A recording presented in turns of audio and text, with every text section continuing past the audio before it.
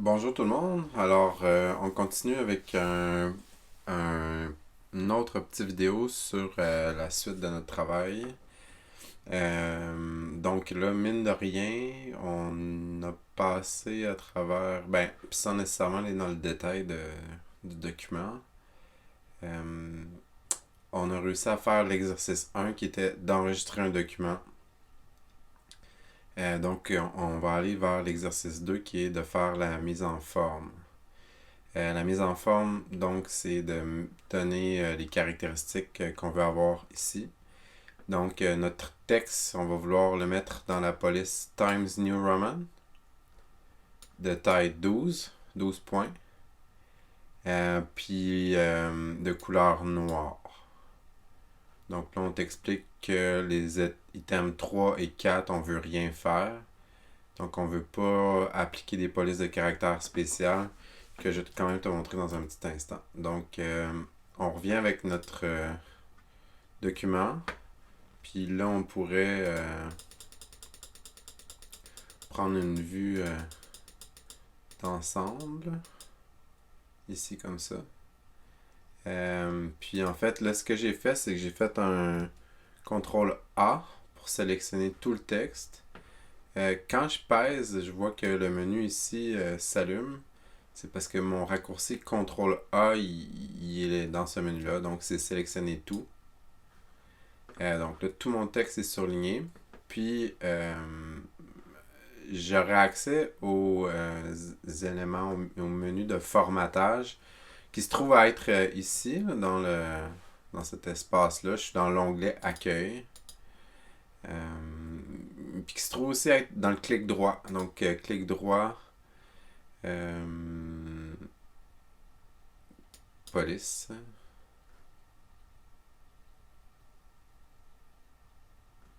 Non. Donc, je vais revenir avec mon petit menu ici. On va prendre une police pour tout le document. Donc là, je viens de mettre tout en calibri. On va mettre en 12, mais là, je viens de me rappeler la police qui était demandée, c'était Times New Roman. Quand je suis dans un menu comme c'est déroulant, je peux taper TI rapidement, Times, puis on s'en va directement. Donc, Times New Roman, là, ce qu'on voit, c'est qu'il y a du Times New Roman de différentes façons. On va prendre juste le normal, en 12. Et on va pas mettre en gras. Donc, j'ai cliqué pour m'assurer que ils sont pas, dans le fond, sont pas en caractère gras. Il y a aucun mot qui est en italique ni souligné. C'est les trois formatages classiques d'un texte. Puis ici, on a la couleur aussi. Donc, en fait, je vais m'assurer qu'on est en noir partout. Et voilà, on a réussi l'exercice 2 qui était d'appliquer un format à tout notre texte. Si on va voir l'exercice 3, où ici on va s'intéresser aux formes de paragraphes. Donc, ce qu'on veut faire, c'est appliquer un interligne de 1.5 points, un espacement de 6 après les paragraphes, puis justifier l'alignement. Donc, encore là, si on revient dans Word, je vais m'assurer de tout sélectionner, CTRL A. Le texte justifié, là, ça se trouve à être cette icône-là ici, justifier le texte. On pourrait écrire le texte tout aligné à droite, tout aligné à gauche comme il était, tout centré, ou justifié, qui est ici comme ça. L'interligne, ça va se trouver être juste à côté. Donc, présentement, on est à un interligne simple. Ici, on aura un interligne double. L'interligne, c'est l'espace entre les lignes. Puis, ici, c'est bon. OK.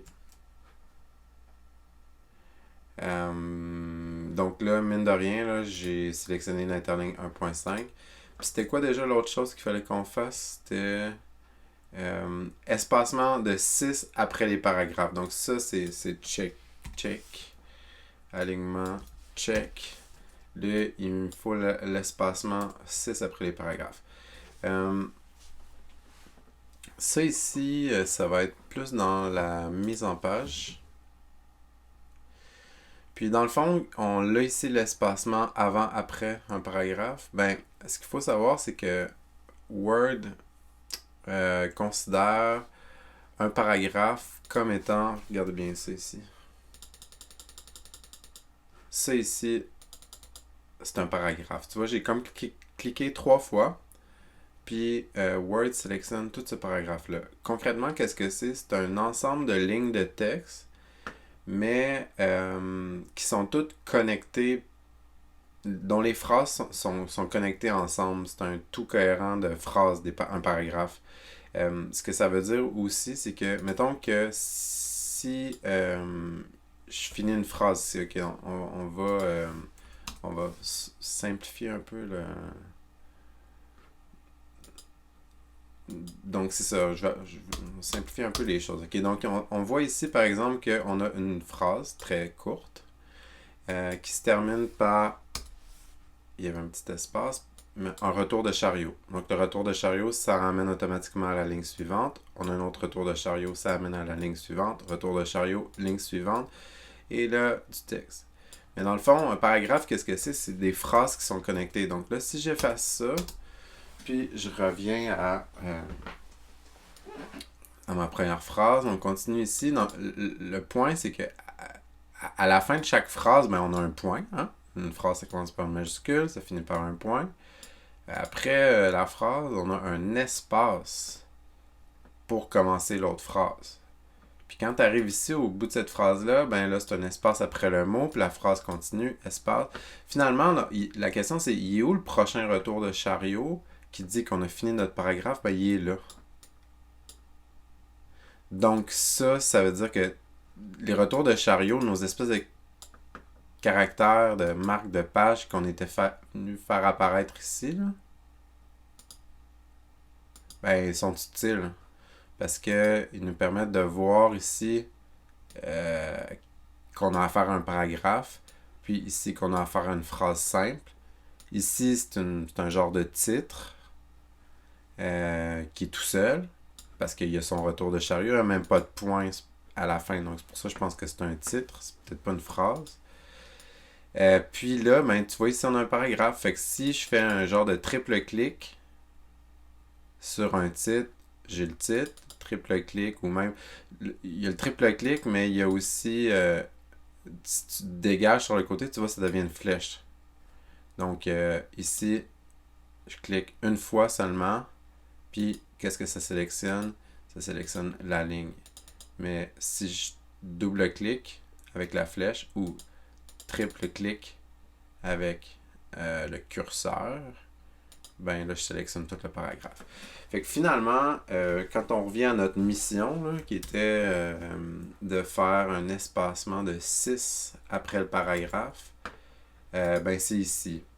Donc, en fait, plus concrètement, c'est ici. Ce que ça va faire, si je sélectionne tout, ça fait que après un paragraphe, ou partout où il y a un retour de chariot ici, si j'agrandis, j'ai juste besoin de cliquer une fois, tu vois. Puis là, ce qu'il vient de faire, c'était peut-être pas super évident, là, mais si je l'enlève,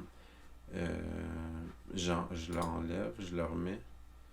Ok, là, je viens de faire quelque chose de problématique, c'est que donc, je vais faire pomme Z.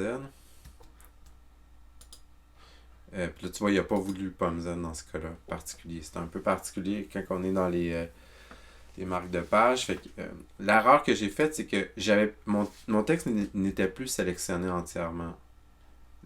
J'avais juste mon curseur ici. Puis là, je suis allé modifier l'espacement après quoi? Après juste ce retour de chariot-là, très spécifiquement. Là, tu vois, j'en rajoute, là. Fait que donc, ça change pas les autres, là, ça change juste celui-là.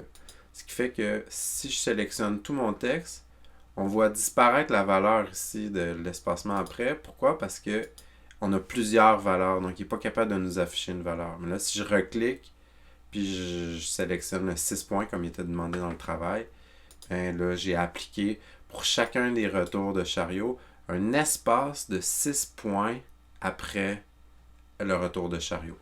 Fait que ça veut dire, je vais essayer de te donner un exemple. Ben regarde, ça va être pratique. Dans le cas ici, par exemple. Puis même, ouais. Ok, regarde bien ça, ce qu'on va faire là. C'est que je me colle plein de paragraphes, ici comme ça, un à la suite de l'autre. Donc, ce qu'on voit, c'est que si je sélectionne ces paragraphes-là, puis j'enlève l'espacement de 6, ce qu'on voit, c'est que les paragraphes sont plus collés les uns avec les autres. Tandis que si je rajoute, vous voyez, c'est juste les espaces entre les paragraphes. L'interligne à l'intérieur d'un paragraphe ne change pas. Ça reste 1.5. Donc, c'est l'espèce d'espace qu'on va avoir entre les paragraphes. Puis là, ben, comme je viens de spécifiquement changer l'espacement après le paragraphe pour juste la fin de mon texte, mais que en haut, je suis toujours à 6, ben, je vais faire un CTRL A, revenir ici, puis faire la valeur de 6. Et là, on peut dire que on a accompli notre exercice 3. Ok, donc finalement pour cette semaine, on pourrait compléter l'exercice 4 qui est de modifier les marges du travail. Les marges, on va trouver ça dans l'onglet Disposition. Puis, ben en fait, ça permet juste de définir l'espace qu'on a entre le bord de la page puis le texte. Là, juste pour vérifier, est-ce qu'on avait bien... ouais, c'est ça. Tout, donc, justifier, interligne et demi, mise en page. Tu vois ici, on avait perdu notre 6 points. Puis là, on va aller vers les marges. Donc, les marges, on est toujours dans l'onglet mise en page. Tu vois, on a marge ici. Puis là, il y a des modèles préfaits. Nous, on va aller dans marge personnalisée parce que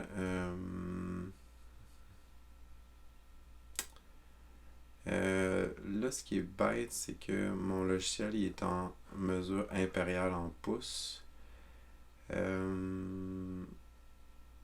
vais aller voir si c'est format d'impression. Non, ça va être dans les préférences, je pense, j'imagine, du logiciel. Non, ça, c'est un peu bête. Général. Ouais, afficher les mesures en unité suivante. Je pense qu'on pourrait y aller en millimètres, peut-être.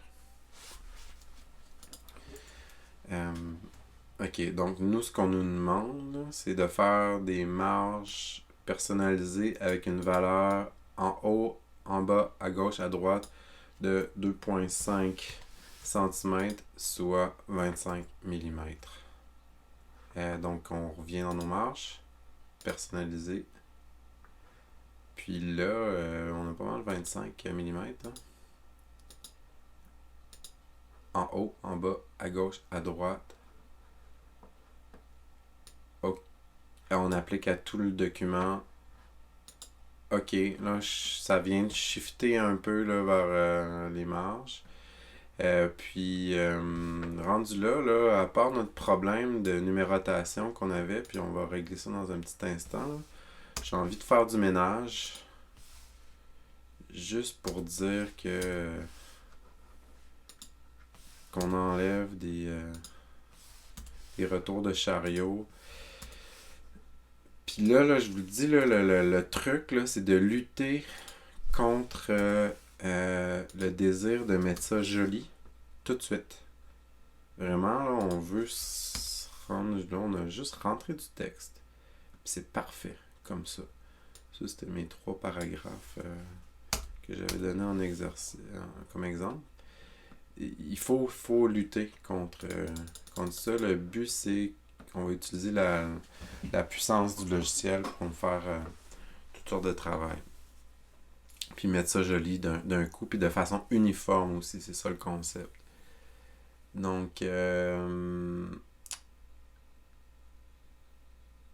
là, c'est peut-être un petit peu compliqué comme manœuvre, mais je vais revenir avec cette histoire-là de la numérotation. Là. Remarque que ici, on a un autre exemple où est-ce que Word a considéré que c'était pas une numérotation automatique. Si on venait à accueil, là, on voit il n'y a aucune numérotation ici. Fait que peut-être que c'est ce qui est le plus simple à faire pour tout de suite.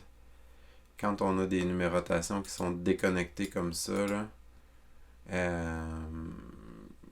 que je veux dire déconnecté, c'est que on a notre 1.1, puis ici, je sais pas si vous vous rappelez, là, mais ça devait être 1.3. Donc, ce que je vais faire, c'est que je vais juste le faire disparaître. Ici, comme ça. J'ai cliqué là. Puis je vais l'écrire à la mitaine. Comme ça, 1.3. Puis on va faire la même chose ici. Puis on va écrire 1.1. Puis ici, on va faire apparaître la règle. Affichage, règle. Je veux te faire remarquer qu'on n'a pas tout à fait le même espace au début dans ce paragraphe. Ben, c'est pas un paragraphe, là, on a comme un paragraphe ici, puis un autre paragraphe là. Mais donc, dans cette section-là du document, c'est comme si on n'a pas le même retour de chariot. Regardez bien la règle ici. Donc, on a des informations sur l'espacement à gauche, à droite du texte. Puis à droite, c'est là. Donc, si je tassais ça ici, pour mon texte qui est surligné, on tasse donc juste ce texte-là. Puis, ben, on va voir la même chose ici, là, dans le fond. Donc, ici, ce que j'ai fait, c'est que je suis juste en train de ramener sur toute la même ligne à gauche. D'ailleurs, je préfère sélectionner tout, puis tasser tout le document en entier. J'aurais pu faire ça tout à l'heure aussi. Fait que là, ça commence à ressembler là, à un texte formaté de façon assez uniforme. On serait rendu au moment où on applique des styles sur nos différentes sections. Donc, on va revenir avec les styles. Puis ici, je vais sélectionner la première ligne. Puis, je m'en viens dans le bandeau des styles qui sont là. Puis, tu vois, ici, je vais sélectionner un premier style comme ça. Là, il n'y a pas vraiment d'instruction à savoir quel style appliquer pour les titres puis tout ça, mais on va utiliser les styles déjà existants dans Word. Mais en fait, non, c'est quoi? On va changer parce que là, j'ai vu que ça devient gris un petit peu, puis on va remettre ça neuf. D'ailleurs, je sais pas si tu as vu, là, mais la couleur qui était sélectionnée, c'était ça. C'était un gris, c'était pas un noir franc comme ça. Donc, on met ça noir. Puis, ici, si je fais un clic droit, le premier truc ici, c'est mettre à jour le style sous-titre pour correspondre à la sélection. Fait que là, je viens de changer mon style sous-titre. Ce qui fait que, mettons que si j'en prends un autre ici, là, accentuation, je pourrais trouver ça joli, mais disons que j'aime pas l'italique. Ben là, mais que je réapplique le style, ben il va revenir en italique. Donc, il faut que je l'aille enlever puis enregistrer en clic droit ici, mettre à jour le style en fonction des changements que je viens de faire. Donc là, regarde ici, là, ce que je vais faire, c'est que je vais aller mettre mon style accentuation. Ici, accentuation. Puis là, un truc qui est sympathique, là, c'est le petit pinceau qui est là. Donc, si tu cliques juste sur un style, le petit pinceau qui est là, c'est copier la mise en forme. Puis, là, après ça, tu vois, il y a un petit pinceau qui est attaché à mon curseur. Là. J'ai juste besoin d'aller cliquer une fois. Mais là, ce qui est bête, c'est pas vrai. Euh, Si je viens de copier avec mon petit pinceau, je vais devoir juste coller au complet sur le style pour appliquer mon style accentué ici. Donc là, ce que j'ai fait, c'est appliquer des styles particuliers à mon titre, puis à mes sous-titres. Ici comme ça. Le, le reste du texte, on l'a pas vraiment modifié. Mais là ici, peut-être qu'une chose qui pourrait être faite, ça serait de mettre les questions du texte différentes de vos réponses. Fait que faut s'en rappeler, mais c'est facile à relire. Donc, êtes-vous une personne motivée? On va mettre ça en gras. Après avoir répondu aux questions du motivomètre, blablabla, en gras, êtes-vous surpris par le résultat? Puis là, il y a un raccourci très commun, c'est CTRL B pour bold, donc gras. Expliquez brièvement votre réponse. Bold. Ça, c'est un titre, un titre, un titre, un titre, un titre.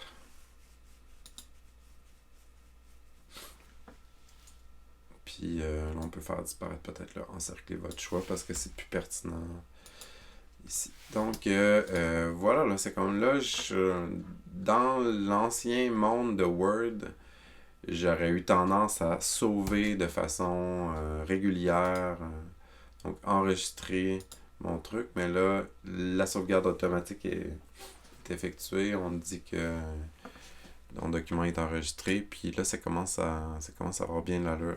Donc, on va s'arrêter ici pour cette semaine. On s'est rendu à l'exercice 4. Il y en avait 7, je crois, des exercices. Ouais, 7. Fait qu'il va nous rester à faire une page de présentation, à générer une table des matières à partir des titres qu'on vient de faire. Donc, on a quasiment fait ce travail-là. Puis à insérer des numéros de page, puis un pied de page. On va regarder ça une prochaine fois. Mais donc, bon travail. On a quand même fait beaucoup de choses. Si vous traitez votre fiche 2 après votre fiche 1, votre travail, premier travail, qui vaut quand même pour plusieurs points du cours. Allons voir ça. Combien déjà? Genre de choses qu'il faudrait que je sache. Hein? C'est moi le prof, hein? C'est vrai. Oui. Donc, travail 25% de votre note de cours, du cours de stratégie. Ça ressemble à ça, là.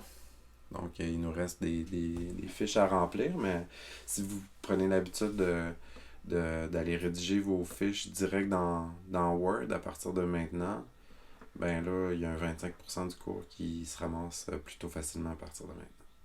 Donc, bravo, puis merci pour votre écoute. Bye bye!